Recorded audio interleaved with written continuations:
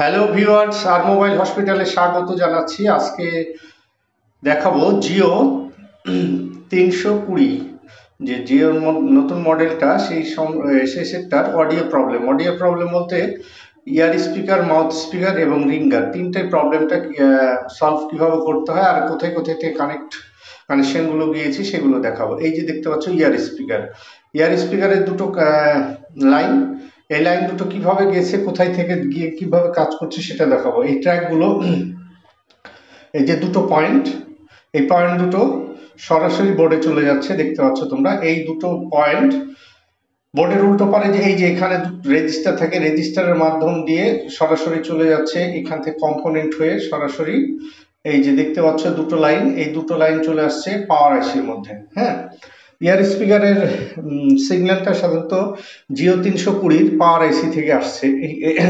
এইভাবে এই সেটটার প্রোগ্রামিংটা করা আছে। তো এই দুটো লাইন ইয়ার স্পিকারে যাচ্ছে। তো আমাদের ইয়ার স্পিকারের লাইনের কম্পোনেন্টগুলোকে আমরা চেক করতে হবে। যদি কম্পোনেন্টগুলো ঠিক থাকে সেক্ষেত্রে, যদি সিগন্যাল না আসে সেক্ষেত্রে পাওয়ার আইসি রিভলভ করতে হবে। এটা তো গেল এক। তো দ্বিতীয়ত হচ্ছে রিঙ্গার, মানে স্পিকারের লাইন দুটো আসছে কোথায় থেকে, এই যে দেখতে পাচ্ছ স্পিকারের দুটো সিগন্যাল, এই যে পয়েন্ট, এই পয়েন্ট দুটো আসছে তোমার পাওয়ার আইসি থেকে। এইখান থেকে হয়ে এই যে এখানে দুটো কয়েল আছে, এই কয়েলের মাধ্যম দিয়ে এখানে দেখতে পাচ্ছ এই দুটো পয়েন্ট থেকে দুটো সিগন্যাল, এই দুটো সিগন্যাল, এখানে দুটো কয়েল আছে, এই কয়েলের মাধ্যম দিয়ে পাওয়ার আইসিতে যাচ্ছে। এই সিগন্যালটা এখান থেকে এইভাবে কাজ করছে, মানে রিঙ্গারটা আর পাওয়ার আইসির কানেকশনটা, ইয়ারটা আর রিঙ্গারটা দুটোই পাওয়ার আইসি থেকে এই সিগন্যালগুলো গিয়েছে।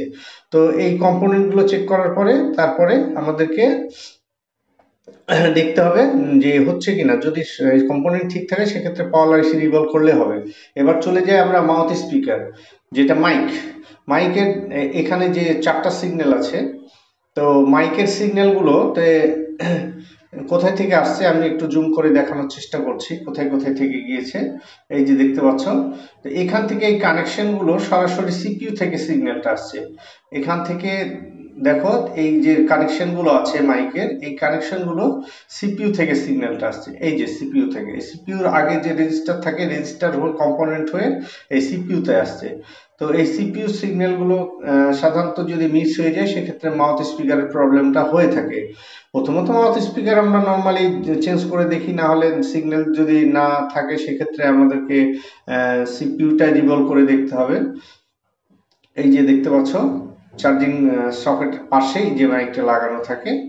তো এইভাবে এই সিগন্যালগুলো যদি একটা একটা করে আমরা মেপে দেখতে পারি তাহলে আমাদের সমস্যার সমাধান হয়ে যাবে। তাহলে গ্রাফের মাধ্যমে আমি দেখানোর চেষ্টা করলাম। যদি আমার ভিডিওটা ভালো লাগে আমার চ্যানেলটি একটু সাবস্ক্রাইব করবে এবং নোটিফিকেশন বেলটা অন করে দিবে। Thank you.